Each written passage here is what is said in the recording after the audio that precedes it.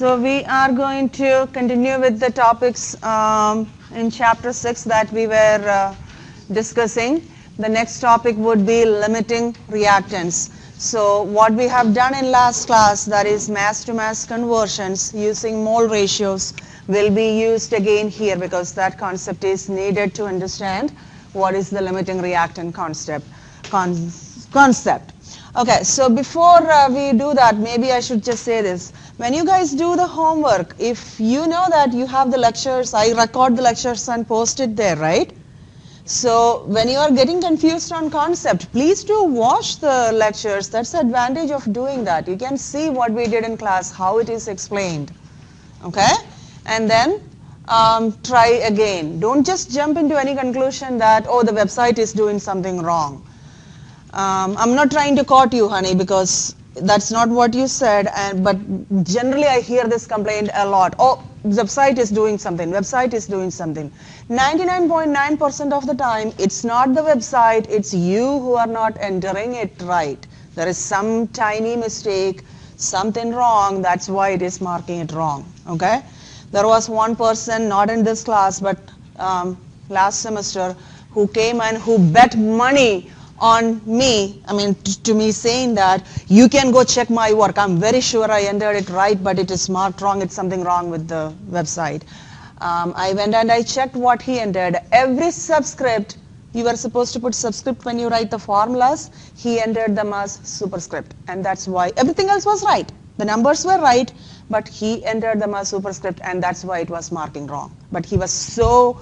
he was in my office shouting at me, abusing the McGraw-Hill guys, and, I don't know what. I don't want to go there, but sometimes, people really lose the cool, but not looking at what am I really doing? Am I doing it 100% right before we start jumping into conclusions that everyone else is wrong? Okay? So please do that. And as a general thing, guys, take some time off the break. People who are really not, thorough on what we are doing here. As you have seen from these last couple of chapters, things are very cumulative here. You just cannot leave something behind and say, oh, okay, I'll just move on. You will not get anything because it's so cumulative. Okay? So take some time off during the break, catch up from chapter 2 onwards, because from chapter 2 onwards it is cumulative. Okay? So please do that. So that when you come back, you have a good idea what we have done so far, and you will be able to follow what we are doing smoothly. Okay, so having said that, back to limiting reactants.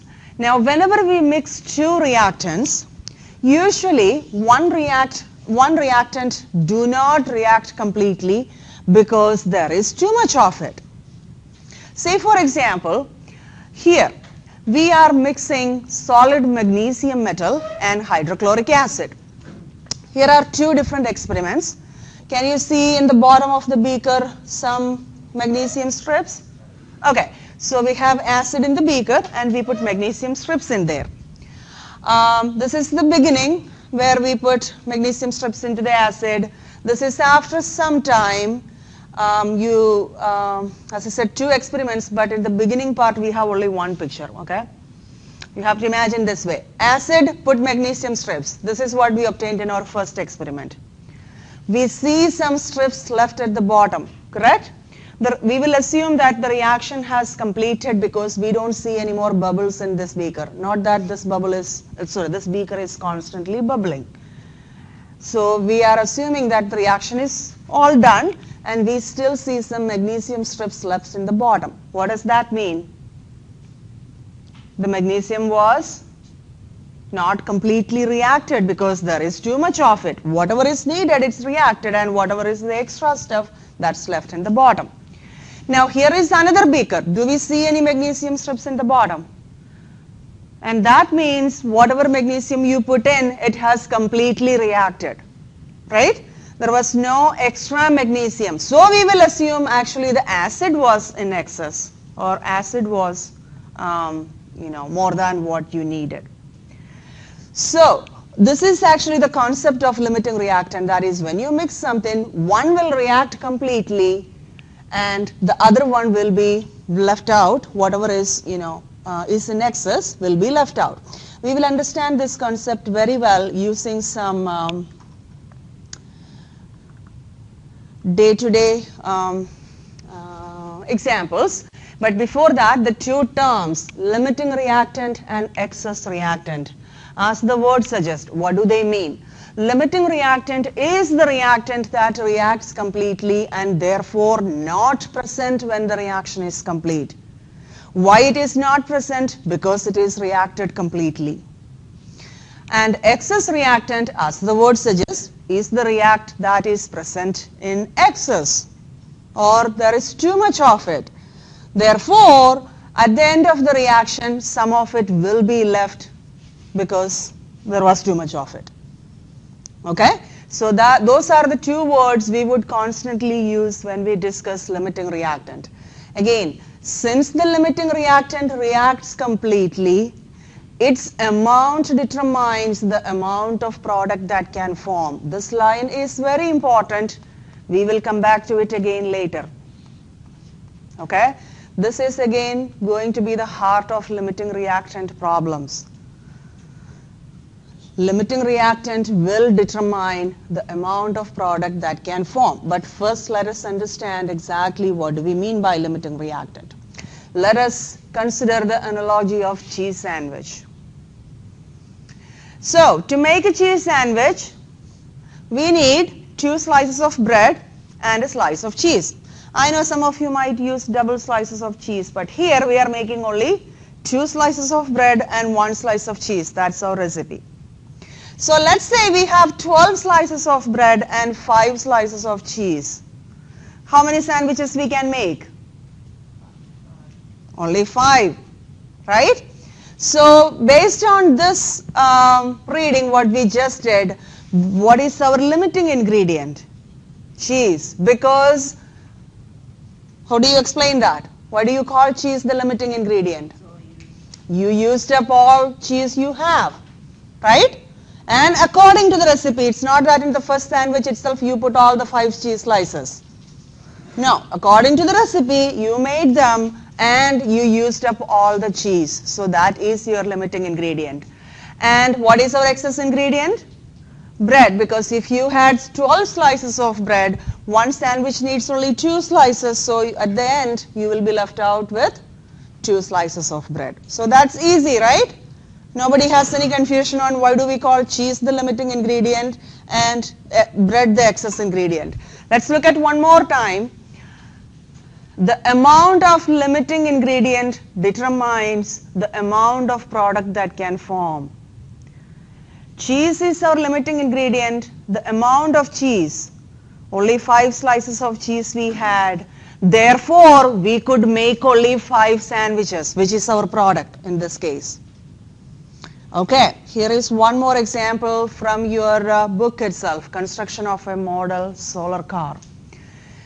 To construct a completed model solar car, these are the parts we need. We need a frame, we need a solar cell, we need a motor, and we need a set of wheels. A set of wheel means 4 wheels. Okay, these are the parts we need.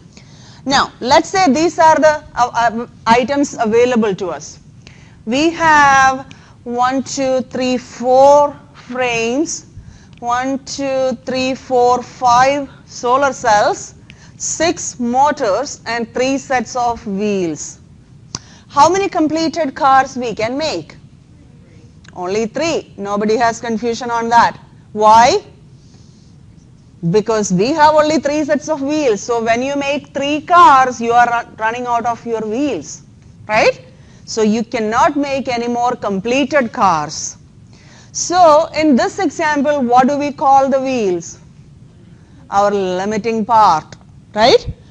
Wheels were the limiting part in this example.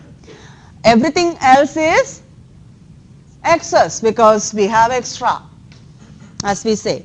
Now, if you compare the amount of your limiting part to the amount of your completed car, again, the amount of the wheels decided how many cars you can make, or the number of wheels decided how many cars you can make, the limiting part. Okay? So that is explained again through the picture. You can make 3 completed cars and all these are limiting parts. You will be left out with the frame, 3 motors and 2 cells. They are all extra parts, and we just answered this also. Wheel is the limiting part because we completely used it, and the number of cars made is depend upon the number of wheels available. And if we were to have one more set of wheels, then we could have made one more car. We have everything else, right? Just the wheels are missing. Okay, so we understand what do we mean by a limiting reactant or a limiting part in a car making. So limiting reactant in a chemical reaction. Let us look at this in a molecular level. So in a chemical reaction, again, the balanced equation would tell us the relative amount of reactants that combines and relative amount of product that will form. It will tell us in terms of the mole ratio, like 1 mole of something reacts with 2 moles and producing 3 moles or 4 moles, whatever, it would tell us. Let us look at this picture, formation of water. Here is the balanced equation. 2H2 plus O2 gives 2H2O. Shows in the picture 2 molecules of H2, 1 O2, giving us 2 molecules of water. Now, if the reactants are not mixed in that particular ratio, as the balanced equation says, we will always have a limiting reactant and an excess reactant. So, balanced equation is again the starting point in a limiting reactant problem. How do we define or how do we identify who is the limiting reactant in a chemical reaction? We need the balanced equation. So let us consider this one. Again, this is our balanced equation for formation of water. So we get the picture now. Whatever the amount of oxygen, you need double the amount of hydrogen, right? And these water molecules that are forming, hydrogen and water molecules, they are in 1:1 mole ratio. Whatever amount of oxygen you have, double the amount of water will form. Balanced equation, you can understand whichever way you look at it, you get all that information. Now let us look at this picture and let us count how many hydrogens and how many oxygens we have. Let's count the hydrogen molecules. 1, 2, 3, 4, 5, 6, 7, 8.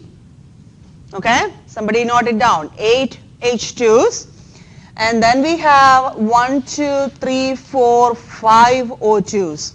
That's the proportion we are having here. What do you think? You know, you look at the balanced equation and see what ratio hydrogen and oxygen must be mixed for the reaction. Whatever amount of hydrogen you have, you need half the amount of oxygen. So let us start with hydrogen here. We said we have 8 molecules of hydrogen. So theoretically, how many molecules of oxygen you need? You need 4. How much are you given? 5. What does that mean? The oxygen is given in excess. You need only 4, but you are given 5, right? That means oxygen is the excess reactant here. And hydrogen will be used up completely, so hydrogen is the limiting reactant. If you look at the product side also, what do we see? Again from the balanced equation, whatever amount of hydrogen you have, same number of molecules of water should be formed. We counted 8 H2 molecules, so let us see. We should have 8 water molecules, correct?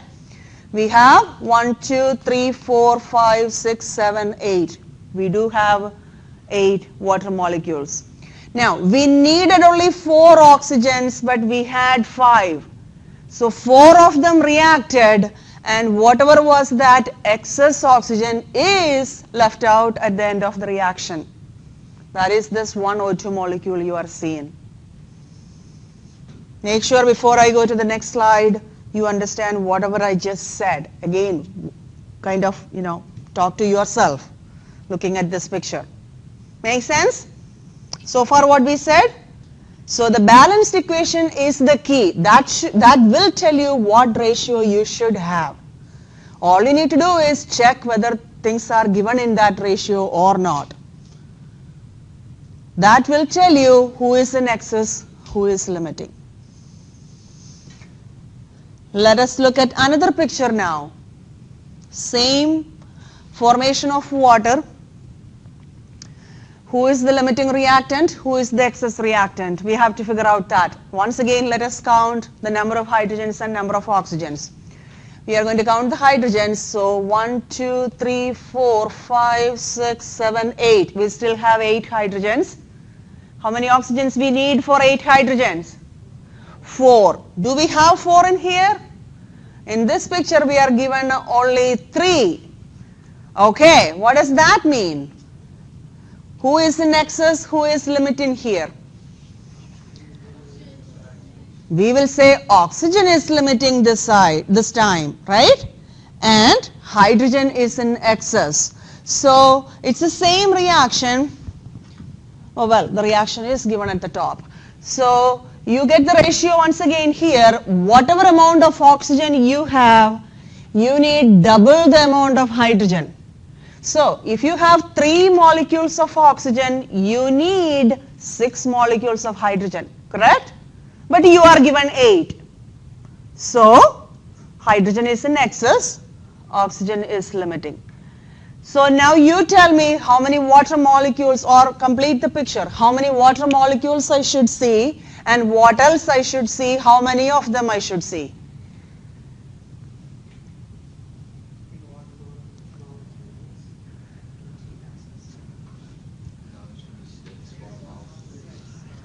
So we first decided oxygen is our limiting reactant, correct? No confusion on that part. So look at the ratio between the limiting reactant and the product. What does the mole ratio tells you? Whatever amount of oxygen you have, you should see double the amount of water. So if you have 3 molecules of oxygen, you should see how many, Sandra? 6 molecules of water. Okay, so we will definitely see 6 molecules of water. What else?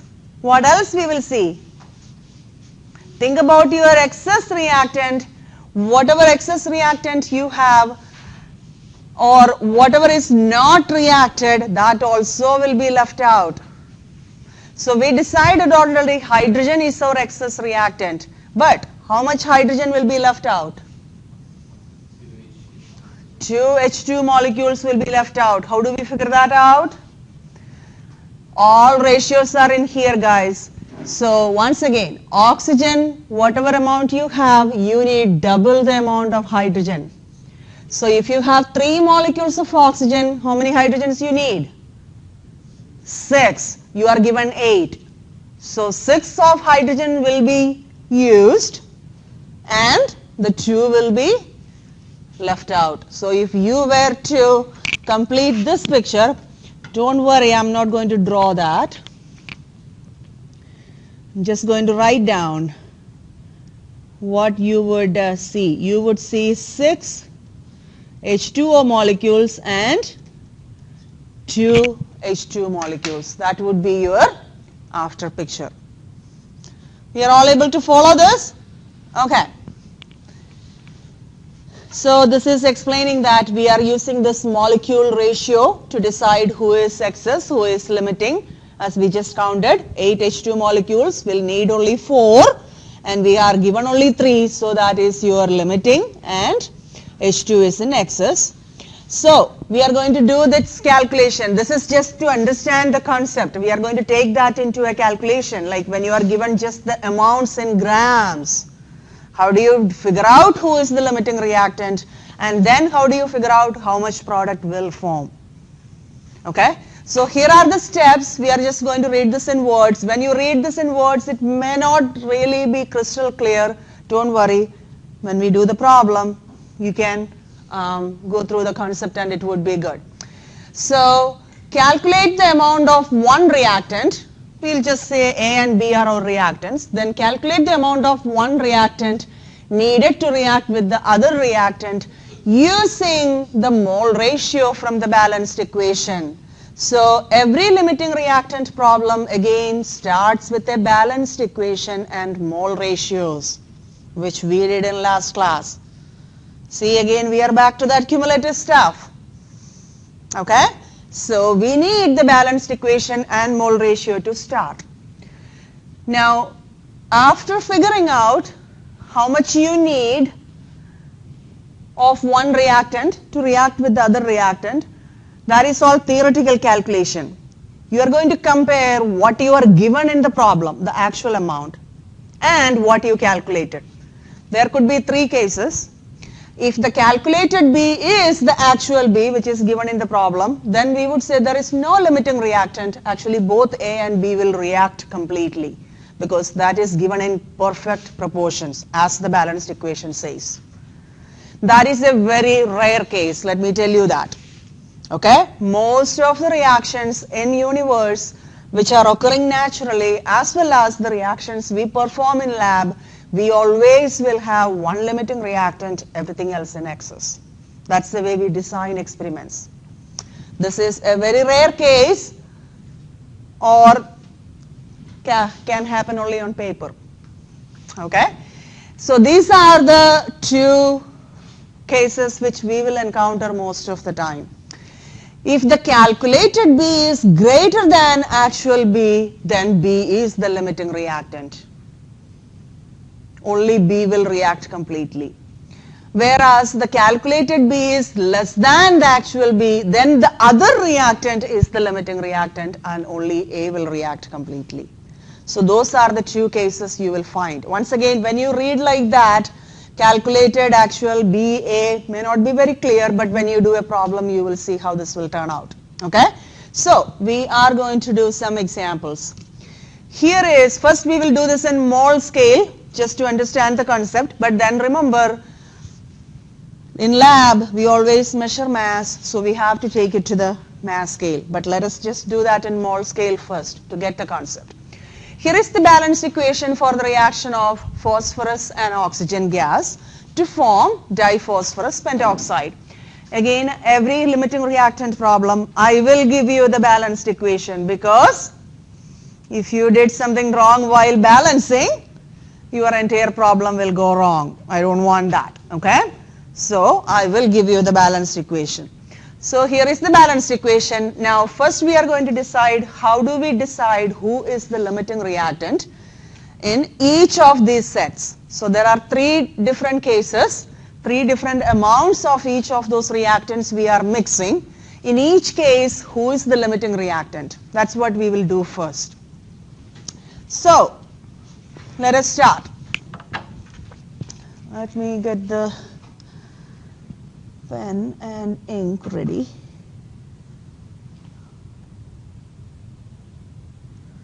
Okay, case A. Typically what we do is, it doesn't matter, you can start with either P4 or O2. There is no limitation. Usually, when you see in the book also, we will just start with whatever is written first. That's all.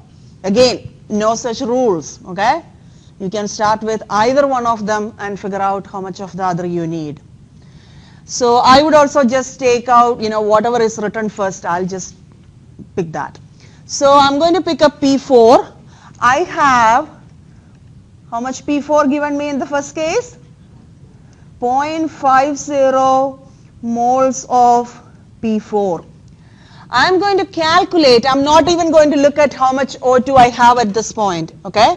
I need to calculate how much O2 is required to react with 0.50 moles of P4. What do? I need to multiply that by the mole ratio. So 5, I'm trying to figure out how many moles of oxygen. So that means 5 moles of O2 per 1 mole of P4, the mole ratio from the balanced equation. What does this tell me when I do this calculation? 0.5 multiplied by 5. 2.5 moles of O2. Correct? This is what I calculated. Now I'm going to compare the calculated amount to the actual amount given in the problem. So I said To react with 0.50 moles of P4, I need only 2.5 moles of O2. That's what the balanced equation tells me. But I am given 5 moles of O2. What does that mean? I am given more than what I need. Right? That means O2 is excess reactant. If you are given more than what you need, what does that translate to? Excess. Something is more than what you need means that is in excess. So O2 is in excess in the first case and P4 is limiting. Okay? So we will call P4 limiting reactant. So P4 would be the LR and O2 would be the ER. You can kind of represent that way. Excess reactant, limiting reactant.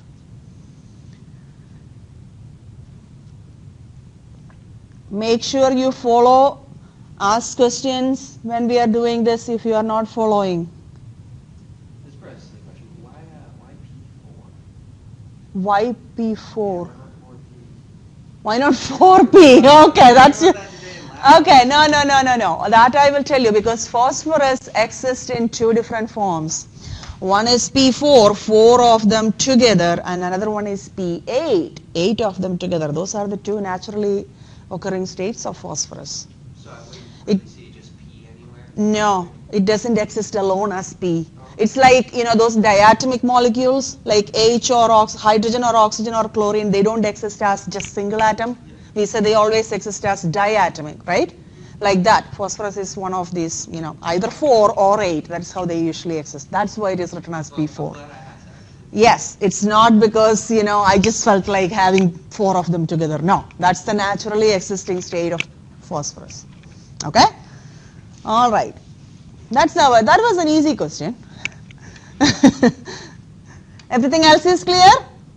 Okay, then this is the philosophy, guys. So let us follow the same for the other two.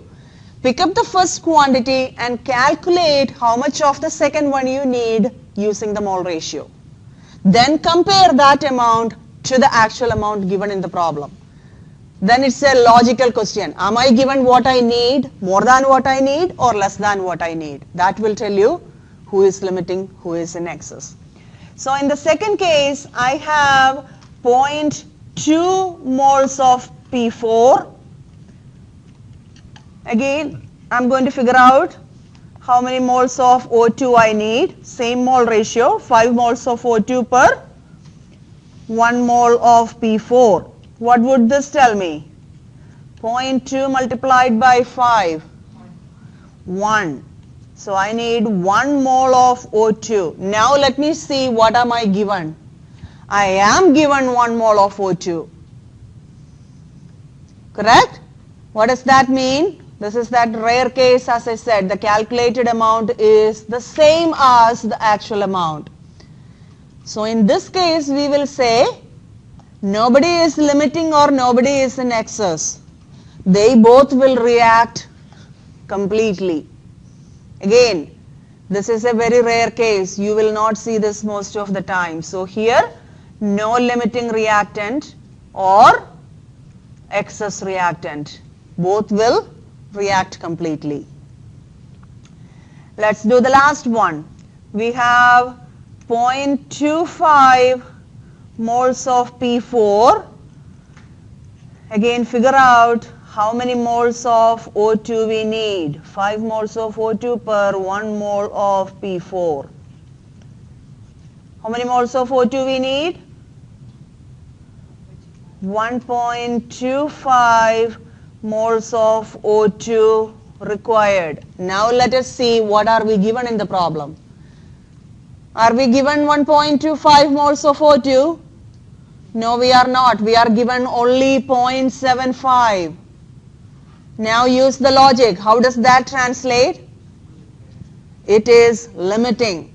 I'm not given what I actually need according to the balanced equation. Correct? I'm given even less than that. So that means I have a lesser amount here than required. So that is limiting. And what do we call the excess reactant? Who is the excess reactant here? P4. P4 would be the excess reactant here. So this is the concept of figuring out who is excess reactant, who is limiting reactant. And as you can see, that comes from the mole ratios from balanced equation.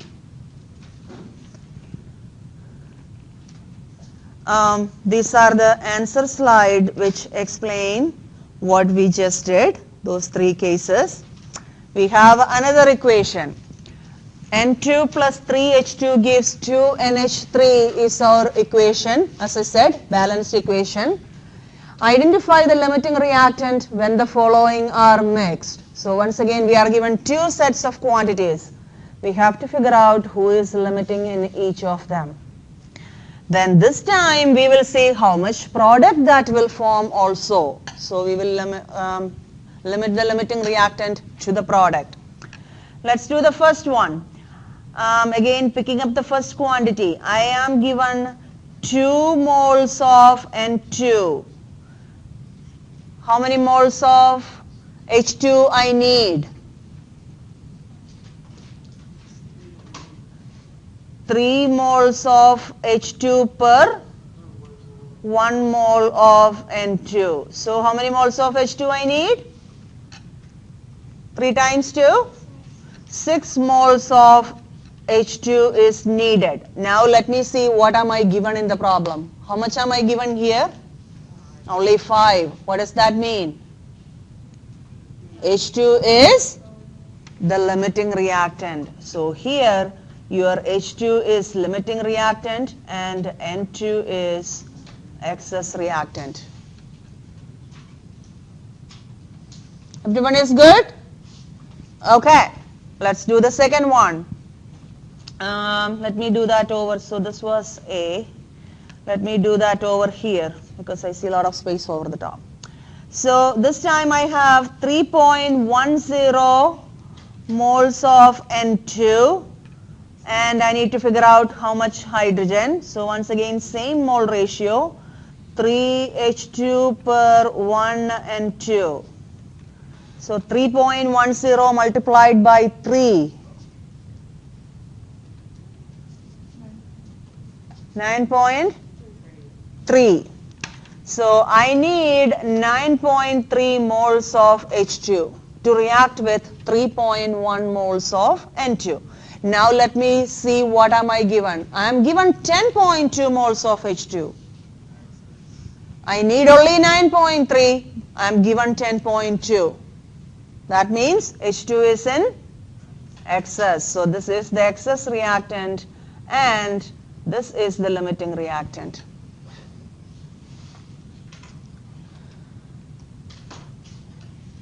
Questions so far? Okay, now let us answer the second question. Let's see how do we do this. How many moles of NH3 can be produced in each case? So we are going to go back to the cheese sandwich one more time. We had only 5 slices of cheese and we said that is our limiting reactant. Therefore, we could make only 5 sandwiches, right? So we said whatever the limiting reactant is, that amount will determine the amount of product that can form. So each case, whoever is the limiting reactant, now you need to focus only on that guy. Excess reactant is out of the picture now because it simply is in excess.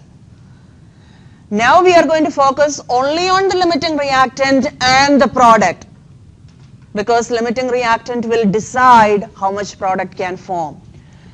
In A, limiting reactant is H2 and how much H2 we have?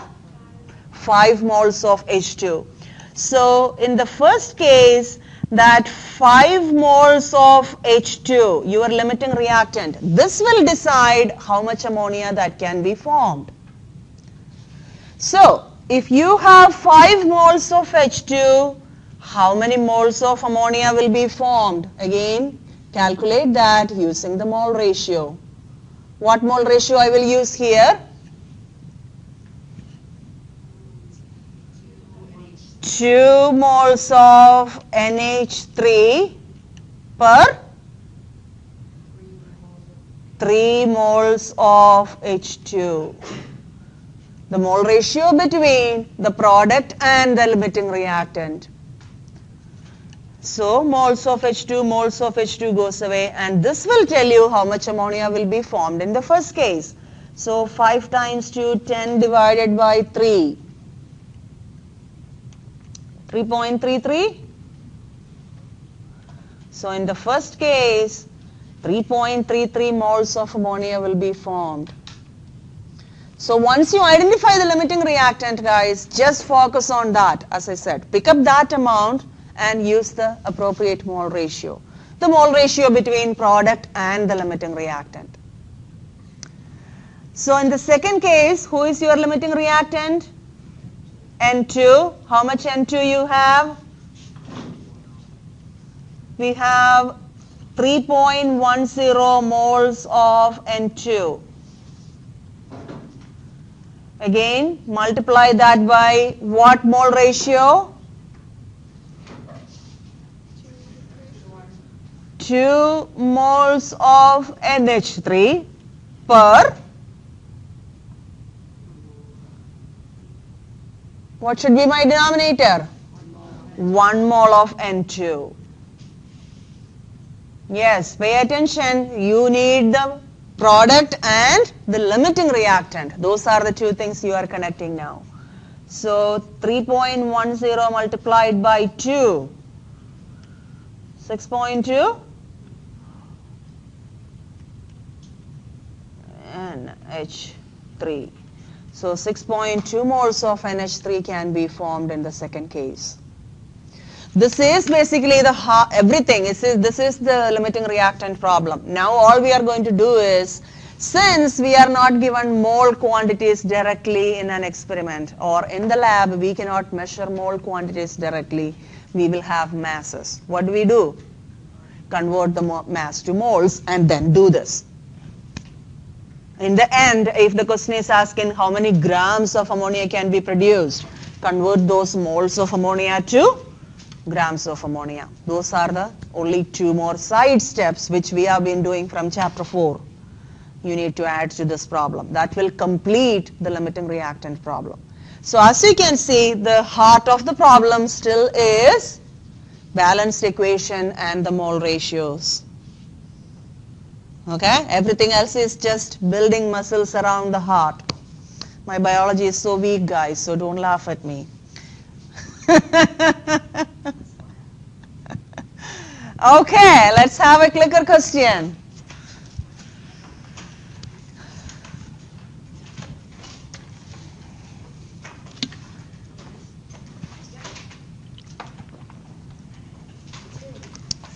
Same reaction we just did. Identify the limiting reactant when the following are mixed. So just one set of ammonia and hydrogen. You figure out who is the limiting reactant.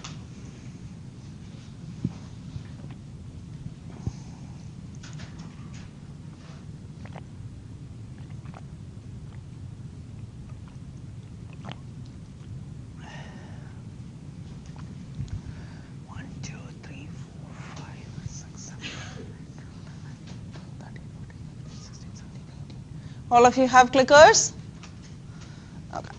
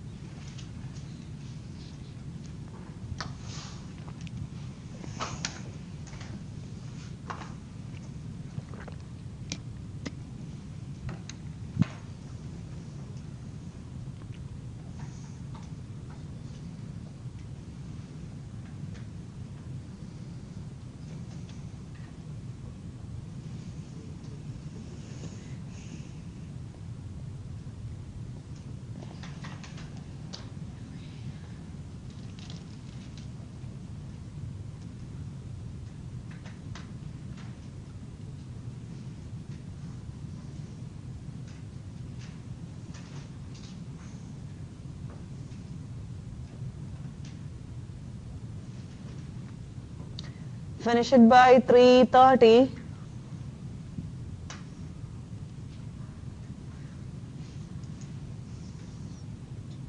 I mean 3 minutes and 30 seconds on the clock, not 3:30 on that clock. I know, I saw you looking at the clock and smiling. I didn't mean 3:30 on that clock, on my second clock on the screen, okay? Uh-oh, while talking I'm over 3:30. Done.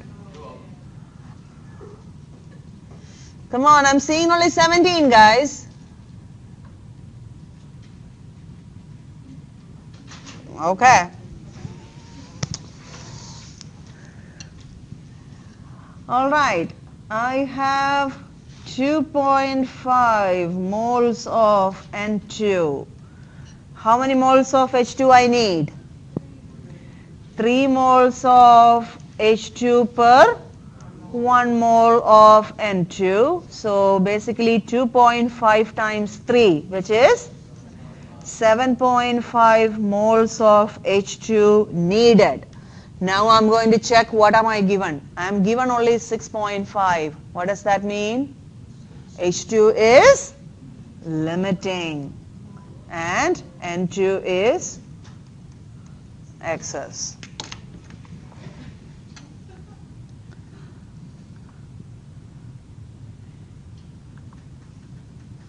H2 is limiting.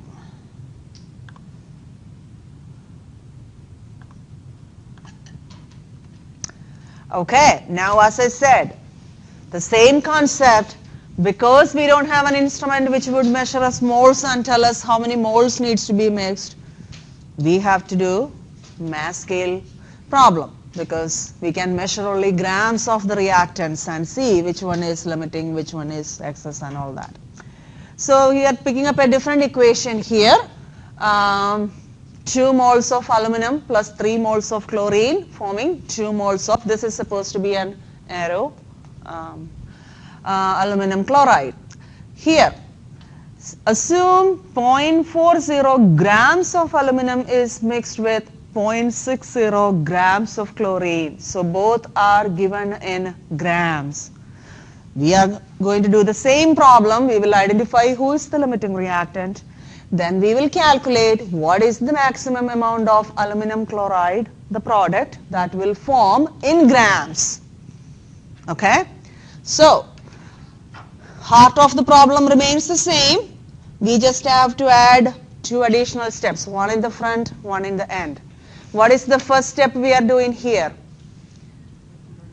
Converting the grams to moles. As I said in last class, whenever you see grams, quantity is given in grams, in a stoichiometry problem, tell yourself, I need moles to do stoichiometry, not grams. So pick up the periodic table, calculate the molar mass, convert grams to moles. That should be your first step before even you look at what am I exactly doing in this problem. Okay? Because you cannot do the problem with grams directly. So that's our first step. Somebody note down this problem. I'm going to pick up a new screen and we will do everything. The space is not enough. So note down the amounts, please. That's all. Equation I will remember. 2Al plus 3Cl2, 2AlCl3. Come on, give me a screen. A white screen would be good. And under pointer options, uh-oh, where is my pen? Felt tip pen. Oh, that's yellow, that's why I can't see. Ink color, red should be good. You will be able to see. Okay, so what was our equation? 2Al solid plus 3Cl2 gas.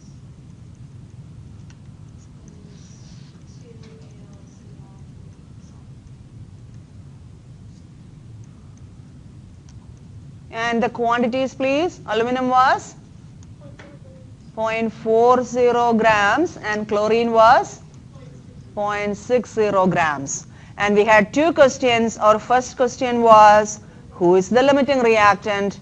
And second question was, grams of AlCl3 solid, right? How many grams of AlCl3 will form? Okay, this will be a typical question in your exam also. Just like this, I will give you the balanced equation, I will give you the quantities of the reactants. Two parts to the question, identify the limiting reactant and calculate the product in grams. Alright, so as I said, since we are given grams, we have to convert that to moles. Let us convert each of them to moles. How many moles of aluminum we have? How do I do that? Oh, it is supposed to be 3Cl2. Yes. I'm sorry, that was... Okay. Let us convert to moles, please. So we have 0.40 moles of, grams of aluminum. Multiply that by 1 mole of aluminum over how many grams? 26.98 grams from the periodic table. Okay, that should tell us how many moles of aluminum we have. How many moles?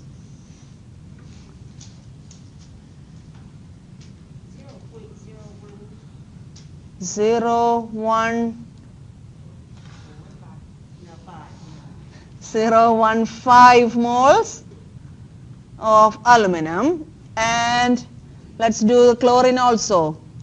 0.60 grams of chlorine, multiply that by 1 mole over how many grams of Cl2? Not that it is Cl2, so the molar mass should be of Cl2.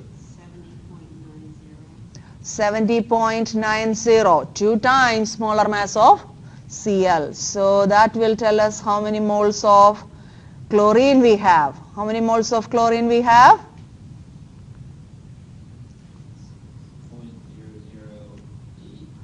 0.0085 moles of Cl2. Okay, so let us just round those quantities because this is what we have to use for our calculation. So now our problem translates to, if you are given 0.015 mole of aluminum and 0.0085 mole of chlorine, who is the limiting reactant? So just like we did so far, we will pick up one quantity, calculate how much you need of the other one, and then compare to what we are given. Okay, so we will pick up again the first one given. That's what we've been doing so far. So let us pick up 0.015 moles of aluminum and calculate how many moles of Cl2 you need. What mole ratio I will use? 3 to 2. 3 moles of Cl2 per 2 moles of aluminum given in the balanced equation. So this will tell me how many moles of chlorine I need. How many moles of chlorine I need? 0.023 moles of Cl2 required. Now I'm going to compare the amount I calculated to the amount I am given. I am given 0.0085 moles of chlorine only. I need 0.023 moles of chlorine. Rest is logic. Therefore, are you given what you need? No, you are not. You are given much less than what you need, right? That means chlorine is excess or limiting? Limiting. So, chlorine, this guy is your limiting reactant. First part of the question answered. Take a moment, go through this and just make sure you understand what we did. Converted grams to moles, and then just like what we did before, picked up the first quantity, used the mole ratio from balanced equation to figure out how much of the second one you need, compare that to what you are given in the problem. Are you given what you need or less than that or more than that? That will tell you whether it is limiting or in excess.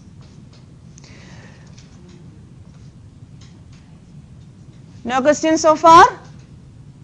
Okay, so if you know what is the limiting reactant, now we can calculate how much product that will form, because amount of limiting reactant will decide how much product will form.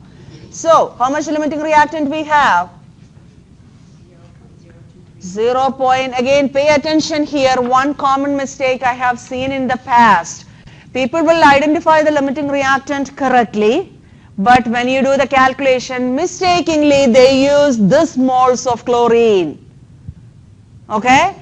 Again, pay attention. This is what we just calculated. That is not what we are given. In the problem, we are given only this much. So you will have to use that amount. Pay attention. Because when people say 2 moles of chlorine, they are like, which one should I use? And they end up using the wrong one.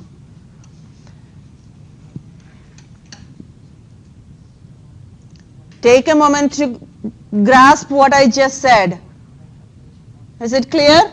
Why I should use only 0.0085? Oh my, are you girls having a confusion moment right there? Say that again?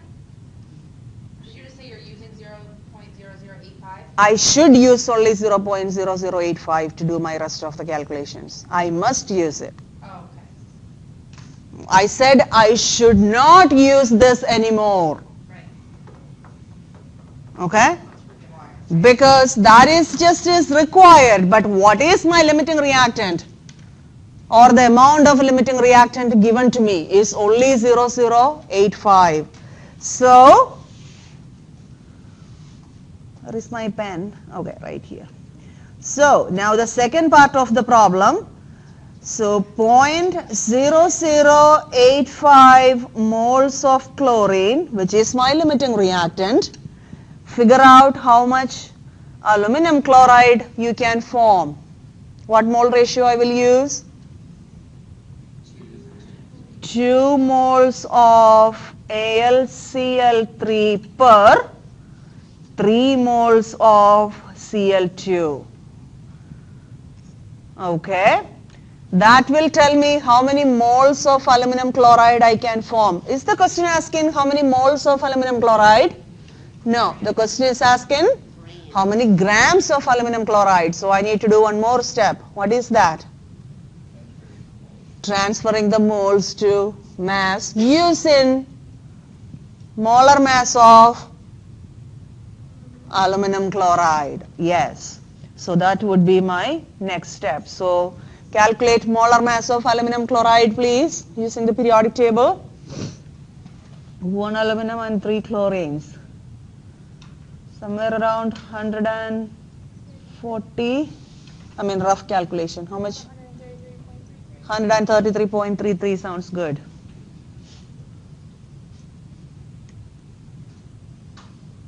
Grams in 1 mole.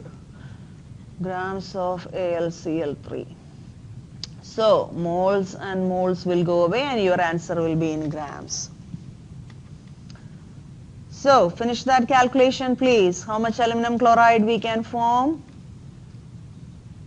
0.0085 multiplied by 2 multiplied by 133.33 divided by 3.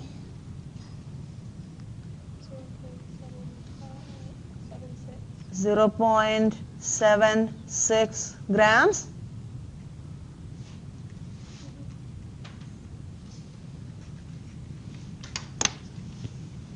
Problem completed.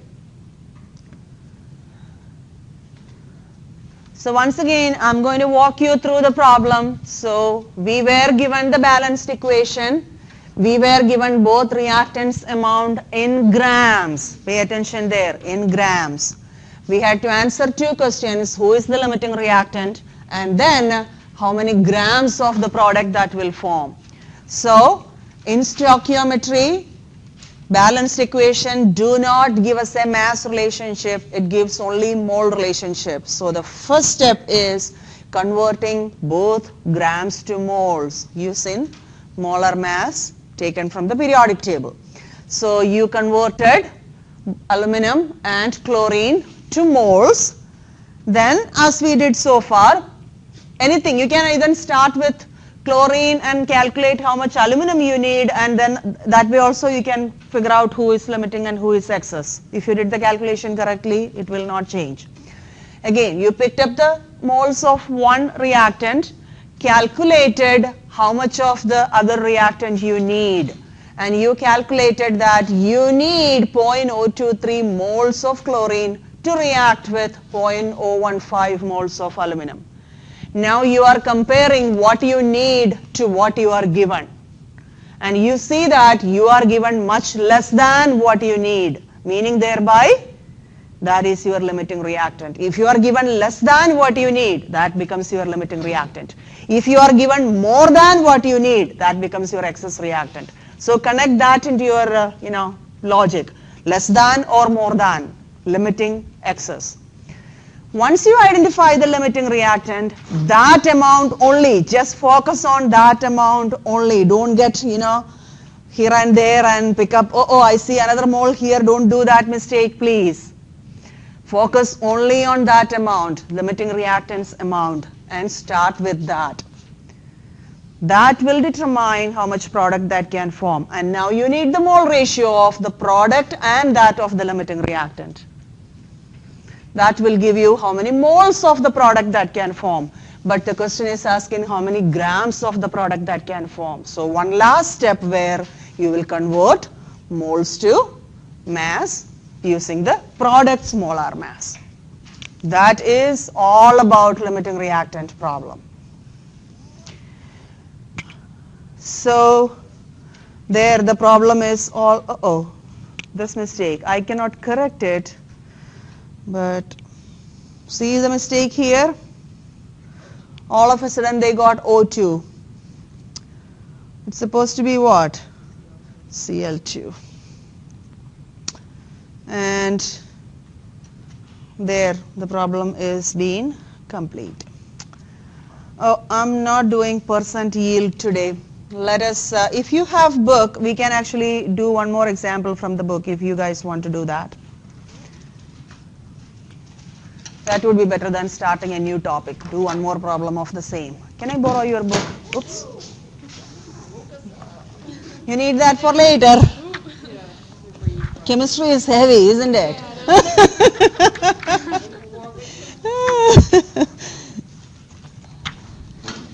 Okay. Limiting reactants. Let's pick up something in mass scale so that we will do everything. Actually, what we did right now is 6.44. That's what we just did. Let's do, what is 6.43? Okay, let's do 6.43. Yeah, page number 247. Let me just copy the problem and give you. 6.43 from the book, guys. So that problem is 247. N2 plus 3F2 forming 2NF3. And what are the quantities given? 10 grams of N2. So we have 10 grams of N2 and 10 grams of F2. So same question, we need to know who is the limiting reactant, and the second question, grams of the product NF3. Those are the two questions we need to answer. Isn't it? What is the amount of NF3 in grams can be produced? Okay. Thank you, dear. All right. So, what do I do first? Converting both grams to moles. Yes. So, 10 grams of N2 multiplied by 1 mole per, what is the molar mass for N2? 20 28.02 grams. Complete that please. And for F2, same, 10 grams of F2 and 1 mole per, what is F2 smaller mass?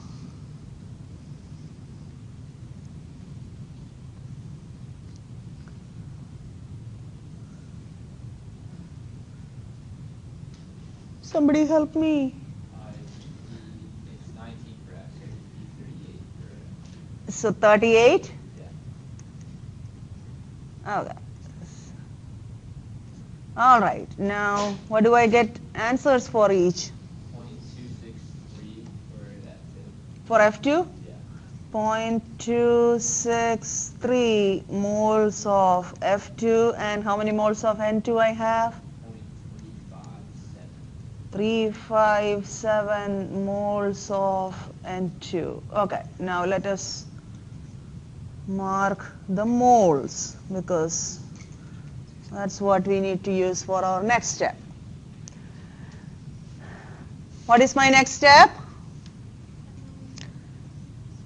Finding the limiting reactant. Yes. What do I do? You tell me. Take the 0.357. Yes, take the 0.357 moles of N2 and figure out how much F2 you need. Okay, what mole ratio? 3 to 1. 3 to 1. 3 moles of F2 per 1 mole of N2. And that will give me what? 1.071. 1.071 moles of F2 required. Now I will see. Now it is logic. Nobody can tell you. You have to look at the two numbers and decide. So I need 1.071 moles of F2. What am I given? I'm given only 0.263 moles of F2. What does that mean? F2 is limiting. So this is my limiting reactant. First question answered.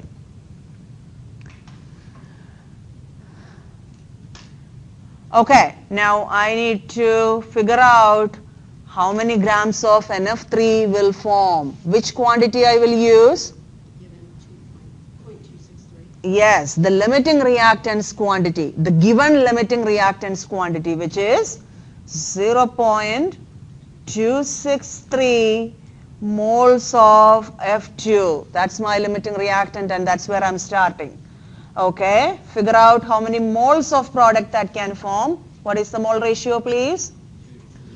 2 moles of NF3 over 3 moles of F2. That will tell me how many moles of NF3 I can make. But the question is asking how many grams. So I need one more step, which would be using the molar mass of NF3. What would be that? 1 nitrogen and 3 fluorines.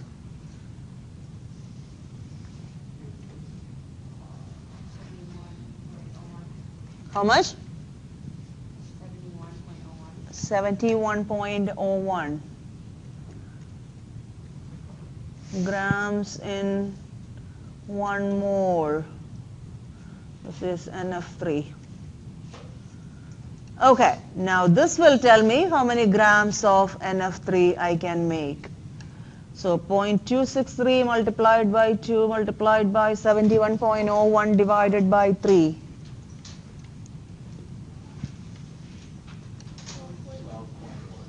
How much?